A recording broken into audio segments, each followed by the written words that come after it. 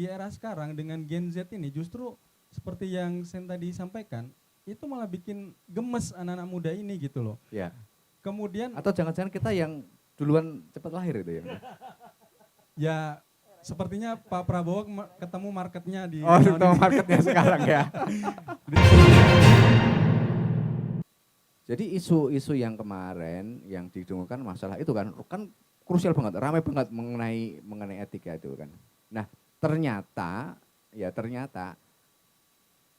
anak-anak muda nggak begitu peduli dengan hal-hal itu, bisa dikatakan seperti itu kan. Hasilnya kan gini. Apakah bisa disimpulkan begitu, Bang? Jadi memang kemenangan quick count ini Ya. ada banyak variabel, Mas. Oke. Memang modal awalnya privilege, kita tidak bisa pungkiri itu.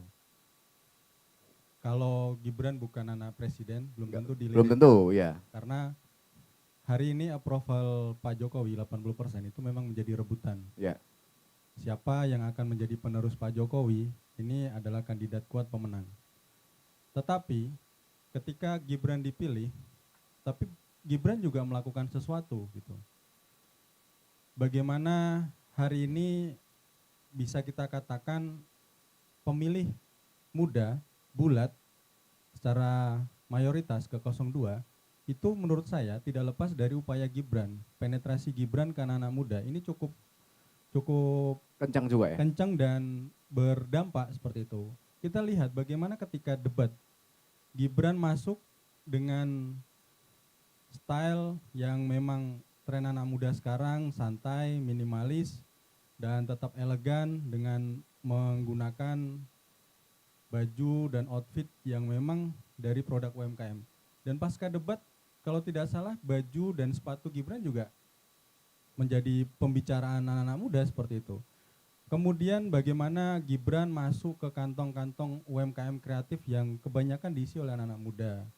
Lalu berbagai kegiatan-kegiatan itu, kegiatan-kegiatan anak muda mulai dari kita lihat gimmicknya yang ikut lomba e-sport, kemudian mengumpulkan anak-anak muda bermain futsal, dan bagaimana Gibran komunikasi Gibran ketika mendapatkan kritik atas kesalahan keplesetnya kata-kata Samsul ya. Nah, beliau mainkan menjadi Samsul dan itu memang tren anak muda sekarang seperti itu gitu. Jadi persoalan etik dan lain sebagainya masyarakat melihat khususnya anak-anak muda itu lebih hanya diskusi para elitis aja. Belum terlalu masif karena waktunya juga terlalu singkat ya. Sehingga memang tidak bisa dipungkiri hari ini publik itu melihat ya persoalan misalnya dibilang apa yang turun-temurun, toh dinasti misalnya, toh itu juga terjadi gitu di tingkat daerah gitu, sehingga secara tidak langsung masyarakat sudah terbiasa dengan dinasti-dinasti seperti itu. Masyarakat melihat hari ini bagaimana mereka bisa makan tidak kesusahan, apalagi dengan bantuan sosial yang memang masif diberikan oleh pemerintah, tidak bisa dipungkiri membuat masyarakat lebih memilih kenyamanan. Dan sekali putaran ini juga tidak lepas dari tren data yang ada, Mas Agus. Ya. Ternyata dari hasil survei itu hampir 70-80% masyarakat itu menginginkan sekali putaran loh. Gitu. Dan di sini teori bandwagon effect sangat berdampak gitu. Jadi karena ternyata masyarakat kita itu trauma dengan pemilu 2014 dan 2019. Polarisasi itu membuat mereka trauma. Mereka ingin selesai pemilu, mereka hidup berkegiatan sebagaimana mestinya, tetap mencari penghidupan dan sebisa mungkin kesejahteraan mereka bisa meningkat. Dan itu digunakan untuk 02 untuk penetrasi juga kan? Iya. Makanya saya bilang, ini teori bandwagon effect bermain di sini. Ya. Bagaimana disinilah yang dikatakan hasil survei itu menjadi propaganda. Karena pada akhirnya karena mereka ingin satu putaran, mereka melihat siapa yang potensi menang, ya sudah, mereka bergeser ke sana. Gitu.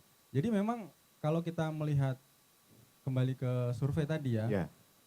Survei ini kan secara saintifik memang, dan di Indonesia sendiri ada asosiasinya yang memang mengawal bagaimana metode ilmiahnya tetap berjalan.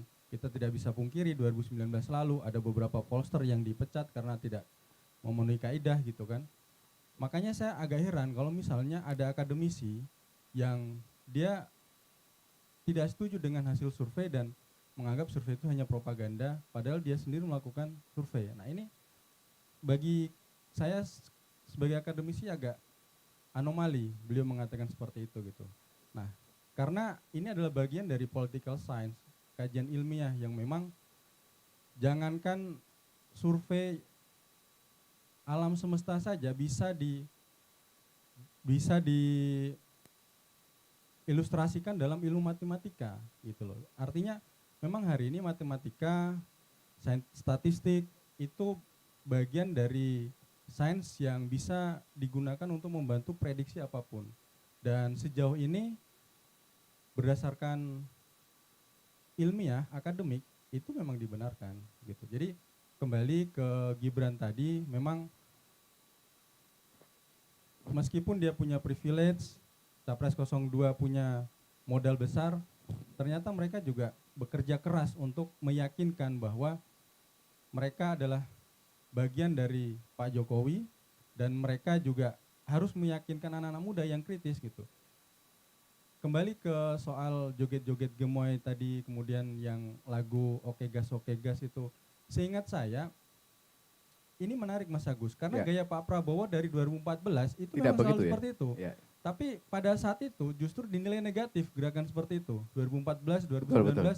Itu dinilai negatif. Saya ingat waktu debat juga begitu. Iya. Setiap debat itu kalau nggak salah selalu kayak gitu gaya Pak Prabowo gitu. Tapi di era sekarang dengan Gen Z ini justru seperti yang Sen tadi sampaikan, itu malah bikin gemes anak-anak muda ini gitu loh. Ya. Kemudian atau jangan-jangan kita yang duluan cepat lahir itu ya. Ya sepertinya Pak Prabowo ketemu marketnya di ketemu marketnya sekarang ya. Ditambah lagi dengan adanya TikTok gitu ya. Iya.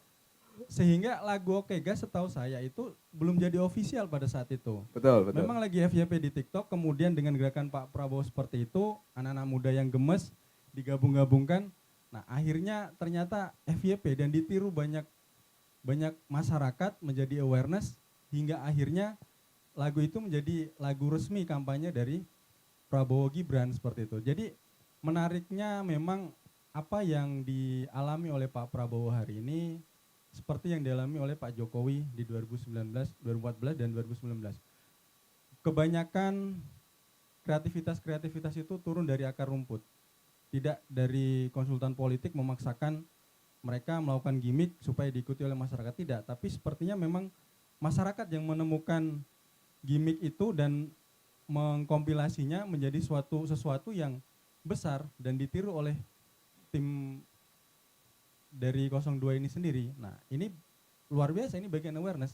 Nah, menariknya lagi adalah meskipun anak-anak muda ini suka yang gemoy-gemoyan, tapi ternyata mereka itu memilih punya alasan. Di antara alasannya itu adalah karena program-programnya.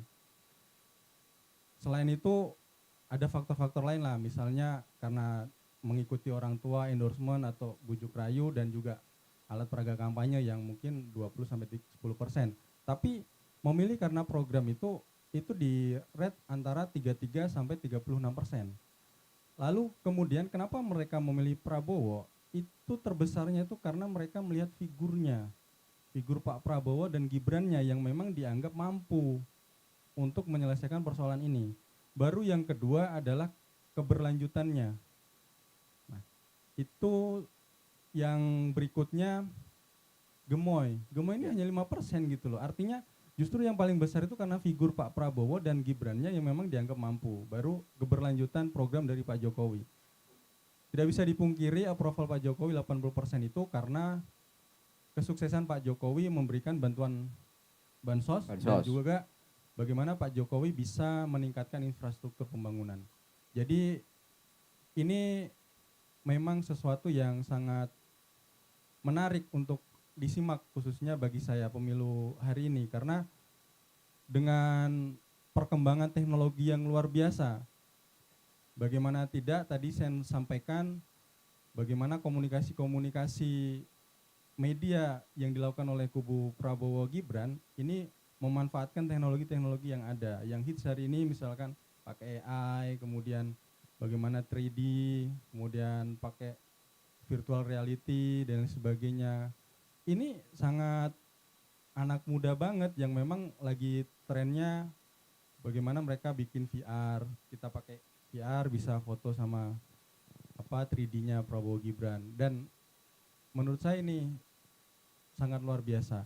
Download Tribun X sekarang, menghadirkan lokal menjadi Indonesia.